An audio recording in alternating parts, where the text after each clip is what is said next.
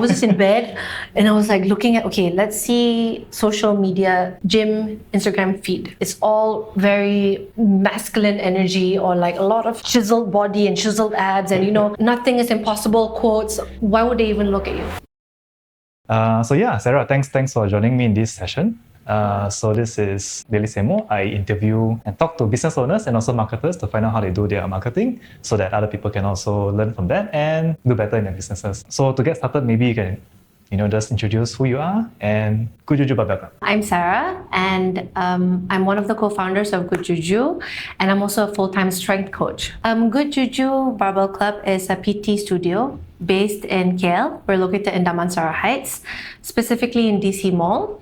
And our main services include personal training, group class, coffee, apparel, and now physio. Sorry, that's 5 main services. In Good Juju day-to-day, apart from being a full-time strength coach, I manage our marketing. I'm the lead for our marketing and human capital. So I'm basically the HR person in the gym.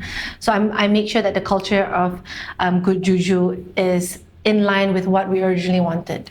How would you say Good Juju is different from other gyms out there? We move away from a lot of aesthetic-centric values.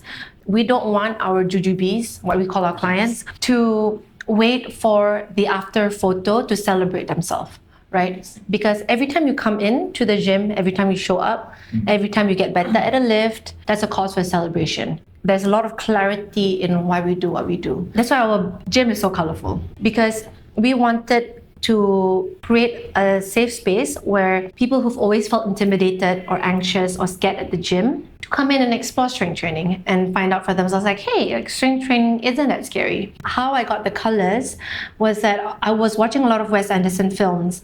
And when you watch a lot of Wes Anderson, now you see it, right? And it's like, it's so colorful. And yes, the storyline is good, but just watching it makes you feel happy. Think of a space that was in line with our message, like how can we make people feel more comfortable and safe and welcomed and supported. That was how I got the idea of having the colors. So that when you're walking like, hey, is this a toy store? Like, what is it, But it just makes you happy when you come in. So that's the reasoning behind the design of the gym. Do you think it helped with the intake of clients? 100%. First, you walk past or you see our social media or Instagram and you're like, what is this place? That initial fascination, right? That makes you compelled to like, I want to go check it out for myself. And then that initial buy-in, when you come in, I think that's when we just track you for life. Because I think it's one thing to have a nice place, like decor-wise, but it's a completely different story to retain. Can you tell me a little bit about your first client and how you grew? 99.99% of the time back then, whenever a client or a prospect came to me, they always have one goal in mind. What is it? Lose weight. Lose weight, exactly. Right. So I had one client in particular, right? She said, Sarah, I need to lose weight. I have a wedding this date. I need to lose within this date. So she lost about 15 kilos in 6 months. It was crazy. So we did it. We lost 15. Right. She looked great in a wedding dress. Yeah. But then, shortly after the wedding, the momentum just died down. So then I haven't seen her ever since. Even after losing that fantastic results, But I think a deeper question that a coach has to ask is, you have a goal in mind.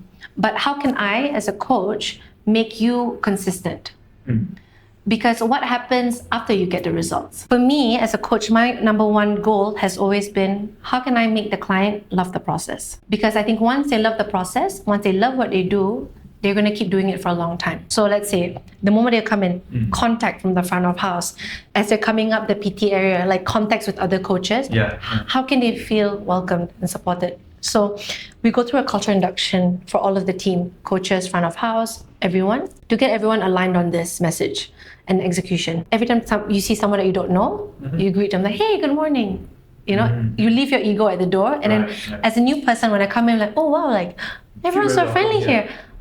Guard down, feel safe, I feel comfortable.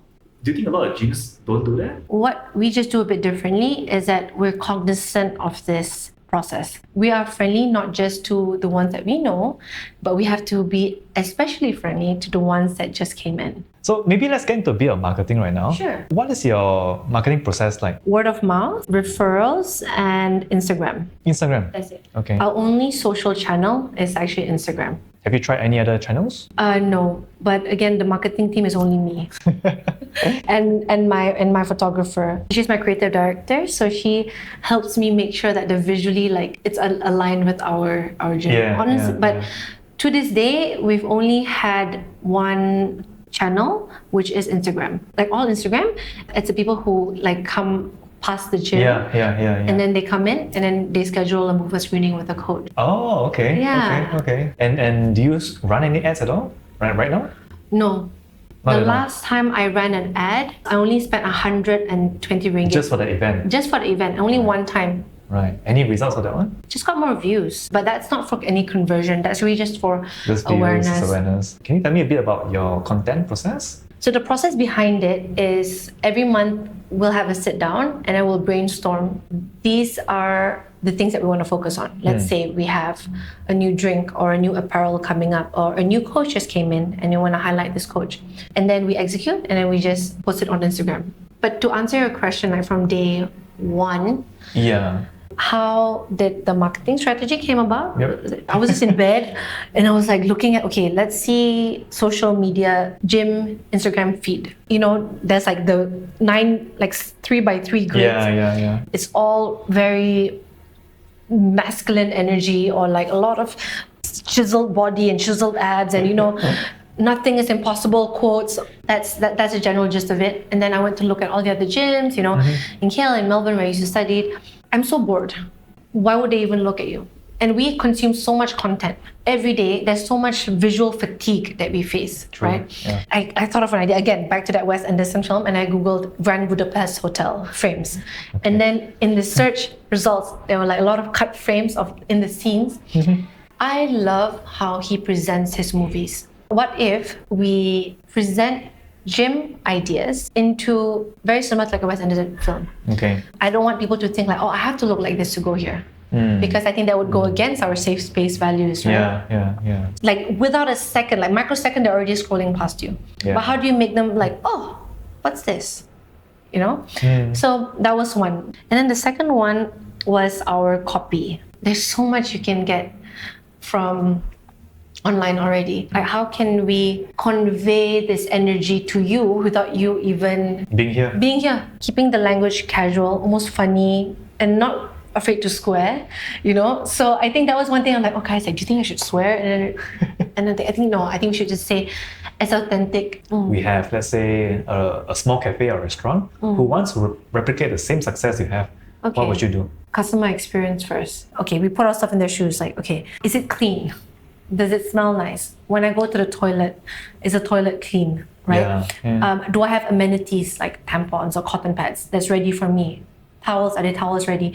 I think going the extra mile is what makes a difference, right? Because you're not just a touch and go establishment. You're invested. You're okay, what can I do to make it better? Let me know if you need anything. I'll just be inside, Things like that. Yeah. People don't really buy a service nowadays, You are doing personal training. Why should I buy from you instead of you? Yeah. So I think our defining factor, again, would be number one, why do we do what we do? Is it as clear as possible? Because only if it's as clear as possible, then only you can make sure that it's aligned through all of your channels, your services, your marketing, your messaging, your website. So when you move to that transition, you obviously have to hire a team of PT and also a whole team of a staff team, right? Yeah. Do you have any challenges putting that same kind of mindset to people? No. Because I think the first filter that we had when we came to hiring is the interview. So the first initial chat is when me and Dennis, my partner, will have a sit down and we just get a better feel of this person. And thankfully, our gut has not wronged us yet. We started with only 5 of us to 7. When we first opened, we only had 2 coaches and a barista, only 8. And we grew to 22 now, and thank God. 22? Yeah, thank God, all of our hires have been amazing. On paper, this person is great, you know, but something tells me that this person is not the right fit. You can bring so much value to the company in terms of like revenue, profit. But if for 1 second, something tells me or Dennis that they will not gel with the rest of the team, it's a definite no. Maybe one challenges that you have for setting all this up. The challenge, honestly, I think a lot of business owners can relate to this, because I am the marketing go-to person now.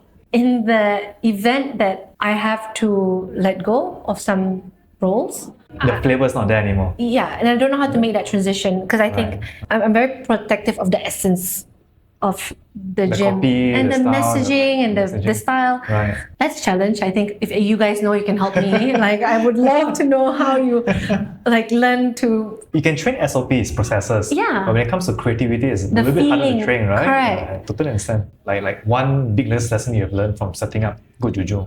Have good partners. Have good partners. But the thing is, a lot of the times friends go into business partners. We already know what is each other's work ethics.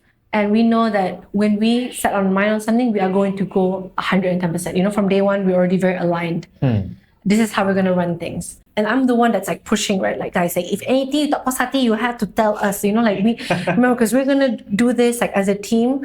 You don't sweep things under the rug. When you sweep things under the rug, it doesn't help anyone. Let me know. We can fix it together. But you won't know these things until you work with them, you know the style, right? So you know how to play around. And exactly. So okay. Exactly. Very interesting. Thank you, Sarah. Thank you, Sarah, Thank you so much, Ruben. Thank you.